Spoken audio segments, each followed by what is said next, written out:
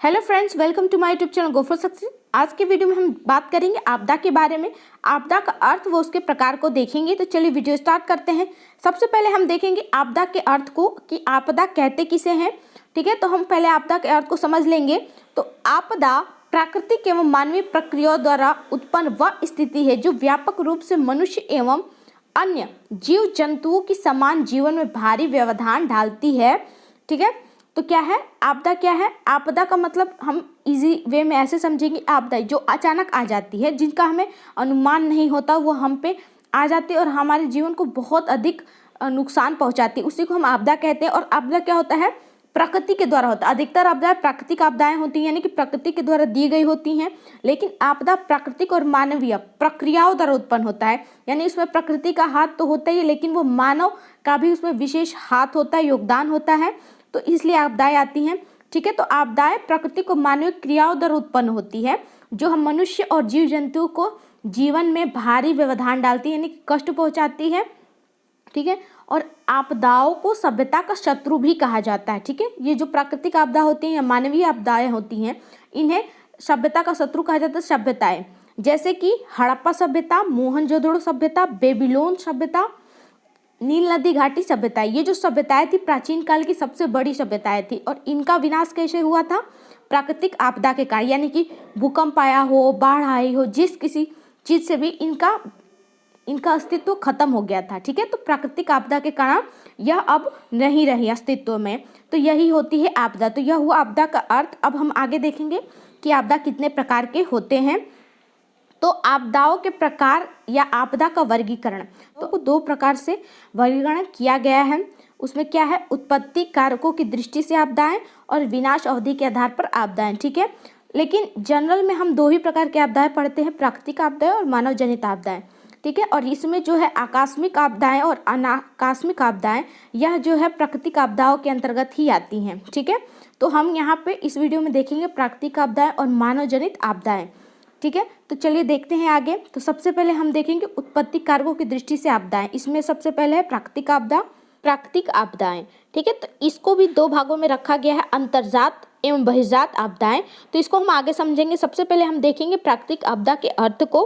ठीक है, प्राकृतिक रूप से घटित सभी आकस्मिक घटनाएं जो प्रलयकारी रूप धारण कर संपूर्ण मानव जैव जगत के लिए विनाशकारी स्थिति उत्पन्न कर देते हैं, प्राकृतिक आपदाएं कहलाती हैं। और प्राकृतिक आपदाओं का संबंध पर्यावरण से होता है। ठीक है, तो प्राकृतिक रूप से घटित यानी कि जो सिर्फ प्रकृति के द्वारा घटित होती हैं, जैसे कि भूकंप, बाढ़, बिजली गिरना इत्यादि, ये जो प्रकृति करती है, इसमें मनुष्य का कोई हाथ नहीं होता, उसी को हम प्राकृतिक घटनाएं कहते हैं। ये तो बहुत नॉर्मल सी बात है। ठीक है, तो प्राकृतिक जो घटना होती है आकस्मिक होती है, यानी अचानक होती है, हमें उसका कोई भी आभास नहीं होता। कभी कभी ऐसा होता है कि हमें पता होता है कि भूकंप आने वाला है या बाढ़ आने वाली है, लेकिन प्राकृतिक घटनाएं हमेशा अचानक ही होती हैं और यह इतनी भयानक होती हैं कि मनुष्य के जनजीवन को अस्त व्यस्त कर देती हैं। ठीक है, तो यह है प्राकृतिक आपदा। और प्राकृतिक आपदाएं जो होती हैं पर्यावरण से संबंधित होती हैं, और पर्यावरण की समस्त प्रक्रिया पृथ्वी के अंतर्जात एवं बहिर्जात प्रक्रिया द्वारा संचालित होता है, यानी कि पर्यावरण की समस्त प्रक्रिया। अब हम इसको कैसे समझेंगे, आप इसे ध्यान से देखिएगा। हम पृथ्वी के अंदर रहते हैं। ठीक है, ये हमारा है पृथ्वी। तो अंतर्जात का मतलब आंतरिक और बहिर्जात का मतलब बाहरी। तो पृथ्वी के अंदर ही दोनों घटनाएं होंगी, लेकिन क्या, एक अंतर्जात और एक बहिर्जात, यानी ये हमारी पृथ्वी और ये हमारी पृथ्वी की जमीन है। ठीक है, तो अंतर्जात का मतलब पृथ्वी के अंदर, यानी कि धरती के अंदर जो भी घटनाएं होंगी उसे अंतर्जात आपदाएं कहेंगे।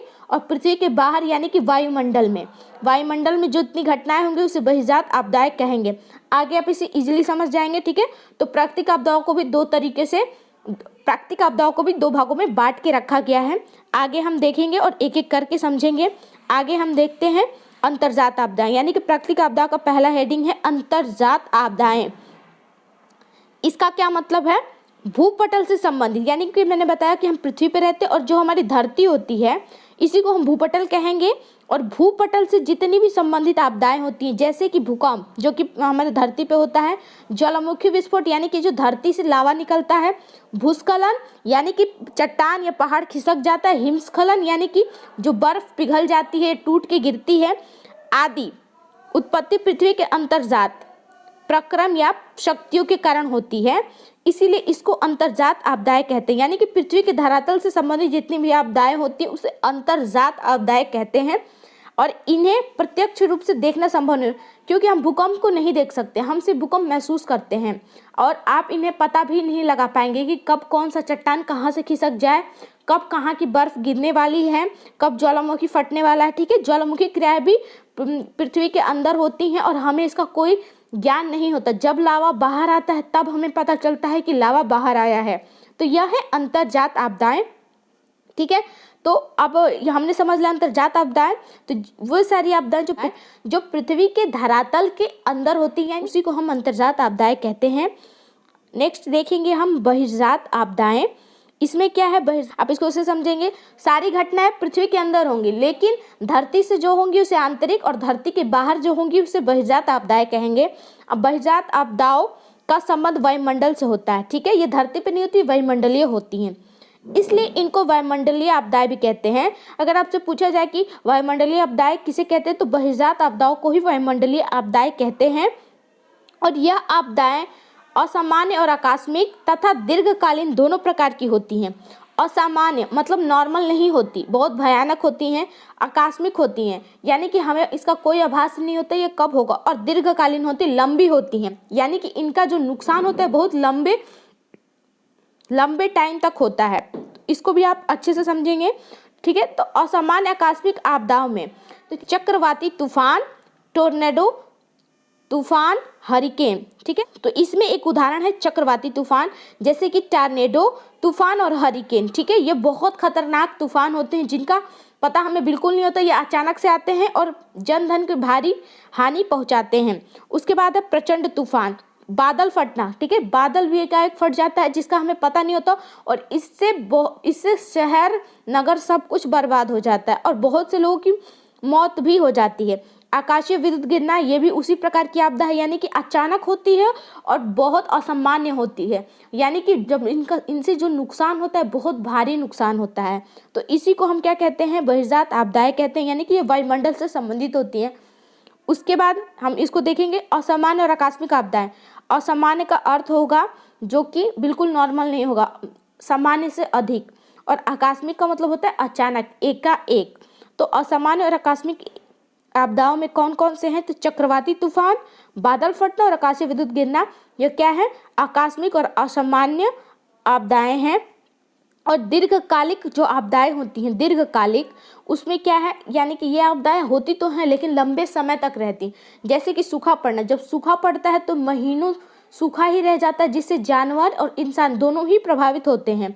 ठीक है, उसके बाद जो बाढ़ है, बाढ़ से भी बहुत लंबे समय तक हम प्रभावित होते हैं, कई सारे नगर डूब जाते हैं, खेत, जानवर, इंसान सब उसमें बह जाते हैं, बर्बाद हो जाते हैं। तो यह भी क्या है, बहुत लंबे समय तक रहने वाली आपदा है। ताप है, जब गर्मी बहुत अधिक पड़ती है, 3-3 महीने, 4-4 महीने जरूरत से ज़्यादा गर्मी पड़ती है, बहुत से लोगों की मृत्यु हो जाती है, फसल सूख जाती है। ठीक है, तो यह है दीर्घकालिक। और इसमें क्या है, शीतलहरी भी है, यानी कि ये 4 प्रकार की ऐसी हैं जो दीर्घकालिक होती हैं, अचानक नहीं आती, लेकिन यह जब आती हैं तो लंबे समय तक रहती हैं। तो यह था आपदाओं का वर्गीकरण और प्रकार। ठीक है, तो आप इसे ज़रूर अच्छे से समझ लीजिएगा। आगे हम देखेंगे मानव जनित आपदाएं। ठीक है, तो आपदाएं कितने प्रकार की होती है, 2 प्रकार की, प्राकृतिक आपदा और मानव जनित आपदाएं। तो हमने प्राकृतिक आपदाएं देख लिया, अब हम मानव जनित आपदाएं देखेंगे। तो मानव जनित आपदा का अर्थ ही मैं आपको बता दूं कि मानव जनित आपदा का अर्थ क्या होता है। मानव जनित यानी मानव के द्वारा उत्पन्न की गई समस्याओं को ही हम मानव जनित आपदाएं कहेंगे। और मानव जनित आपदाओं को 4 भागों में बांट के रखा गया है, भौतिक, रासायनिक, सामाजिक और जैविक आपदाएं। एक एक करके हम इनको समझेंगे, यानी मनुष्य के द्वारा उत्पन्न की गई आपदाओं को 4 भागों में रखा गया है। सबसे पहले हम देखेंगे मानव जनित भौतिक आपदाएं। भौतिक का मतलब होता है जो पृथ्वी के धरातल से, जमीन से जुड़ा हो। ठीक है, तो इसमें क्या है, यह स्थलीय आपदा है। ठीक है, भौतिक का मतलब स्थलीय आपदा, स्थल से संबंधित। और यदि इसकी उत्पत्ति मूल रूप से पृथ्वी के आंतरिक भाग में अंतर्जात प्रक्रमों द्वारा होती है, यानी कि पृथ्वी के अंदर जो हलचल होती है उनके द्वारा यह आपदा उत्पन्न होती है, परंतु इसका कारण मनुष्य होता है। ठीक है, कैसे, परंतु मनुष्य की गलत अनुक्रियाओं, जैसे कि अत्यधिक गहराई से उत्खनन करना, भूमिगत जल का अत्यधिक दोहन, निर्माण कार्य जैसे कि सड़क के लिए बांध आदि बनाने के लिए डायनामाइट और चट्टानों को तोड़ना। इसके साथ साथ नाभिकीय परीक्षण एवं विस्फोट आदि कार्यों से भूकंप, भूस्खलन, मृदा अपरदन, जल प्लावन आदि आपदाएं आ जाती हैं। यानी कि ये जो भौतिक आपदाएं होती हैं यानी कि स्थलीय आपदाएं होती हैं, ये सब प्रकृति के द्वारा ही होती हैं, लेकिन इनमें होने का सबसे बड़ा कारण मनुष्य होता है। ठीक है, आपने जान ही लिया, अधिक हम गहराई तक उत्खनन कर देते हैं या जंगल काट देते हैं, पेड़ काट देते हैं। जो भूमिगत जल होता है हम उसका अधिक से अधिक उपयोग करते हैं, फैक्ट्रियाँ लगाते हैं, सड़क बनाते हैं, बांध बनाते हैं, ठीक है, पहाड़ तोड़ देते हैं। तो इन कारणों से क्या होता है, मानव जनित ये आपदाएं जो कुछ प्राकृतिक आपदाएं होती है मानव के द्वारा किए गए कार्यों के कारण होती हैं। तो उसमें सबसे पहला ये था, यानी कि मानव जनित भौतिक आपदाएं। दूसरा हम देखेंगे मानव जनित रासायनिक आपदाएं। ठीक है, मानव जनित रासायनिक आपदाएं। रासायनिक आपदाएं विभिन्न प्रकार के जहरीले तत्वों से उत्पन्न गैस के रिसाव और नाभिकीय विस्फोट या नाभिकीय परीक्षणों से उत्पन्न होती है। यानी कि जो रासायनिक आपदाएं हैं वही मैंने बोला, फैक्ट्री लगाते हैं तो उसमें से गंदा पानी निकलता है, गंदा धुआं निकलता है, केमिकल निकलता है, ठीक है, जिससे पानी भी प्रदूषित होता है, जमीन भी प्रदूषित होता है और वायु भी प्रदूषित होती है। ठीक है, इन सब कारणों से क्या होता है, बहुत सारी आपदाएं आती हैं।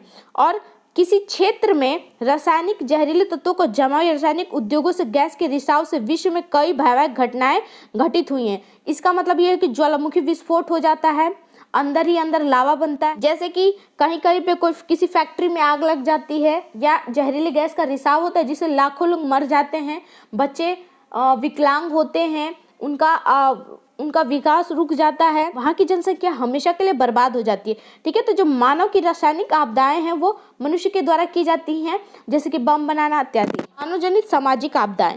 ठीक है, मानवजनित सामाजिक आपदाएं, सामाजिक का मतलब समाज से संबंधित, जैसे कि समाज के विवेकहीन गुमराह व्यक्तियों द्वारा, सारे व्यक्तियों द्वारा नहीं, जो कि गुमराह होते हैं, राजनीतिक, आर्थिक, धार्मिक एवं सांस्कृतिक निजी स्वार्थ को पूरा करने के उद्देश्य से की गई वारदातें, जैसे कि तोड़फोड़, यानी कि रेल में, बस में जो पब्लिक ट्रांसपोर्ट होते हैं उनका वो नुकसान पहुंचाते हैं। साथ में बम फोड़ना, किसी भी पब्लिक प्लेस में वो बम फोड़ देते हैं। उसके बाद मानवीय भूल, साथ साथ जो भी मानवीय भूल होती, चोरी, डकैती इत्यादि जो भी आप कहो, ठीक है, इनसे असावधानियां, जैसे कि परिवहन दुर्घटना, यानी कि जो दुर्घटना गलती से होती है और कोई दुर्घटना जानबूझ के भी की जाती है, आदि के कारण उत्पन्न घटनाएं सामाजिक आपदाएं कहलाती। इनसे, क्योंकि ये घटनाएं कहीं घटित होती हैं, उससे समाज बहुत अधिक तक प्रभावित होता है। जो नई जनरेशन है वो उनको देख के गलत चीज़ें सीखती हैं। ठीक है, और जितने भी सार्वजनिक यातायात है उनकी हानि होती है, सरकार का नुकसान होता है और लोगों की जान माल की भी बहुत अधिक क्षति होती है। तो यह है मानव जनित सामाजिक आपदाएं। अब इसमें उदाहरण के लिए क्या है, जिसमें आतंकवाद है, यानी कि आतंकी हमले, नक्सलवाद है, गृह युद्ध है, अकाल, परिवहन दुर्घटनाएं और अग्निकांड, यानी कहीं भी आग लगा दो। ठीक है, और सामाजिक आपदाओं के प्रमुख उदाहरण हैं। ठीक है, तो आपने सामाजिक आपदा समझ लिया। अब चौथा देखेंगे, मानव जनित आपदाओं में चौथा कौन सा है। मानव जनित जैविक आपदाएं प्राकृतिक आपदाओं से अधिक हानिकारक होती हैं। क्यों, वो हम आगे देखेंगे। तो इसे मानव जनित जैविक आपदाओं में जनसंख्या विस्फोट, यानी कि जैसे दिन पर दिन जनसंख्या बढ़ती जा रही है, इससे देश में जनसंख्या बढ़ती है और रोजगार के अवसर कम होते हैं। जब रोजगार के अवसर कम होते हैं तो जो जनसंख्या होती है वो बहुत गलत कामों में बढ़ जाती है। ठीक है, इससे बहुत अधिक हमारे देश को नुकसान होता है। तो सबसे बड़ा कारण क्या है, जनसंख्या विस्फोट, दिन पर दिन जनसंख्या का बढ़ना। उसके बाद असाध्य रोग, ऐसे रोग जिनका ठीक होना पॉसिबल नहीं है।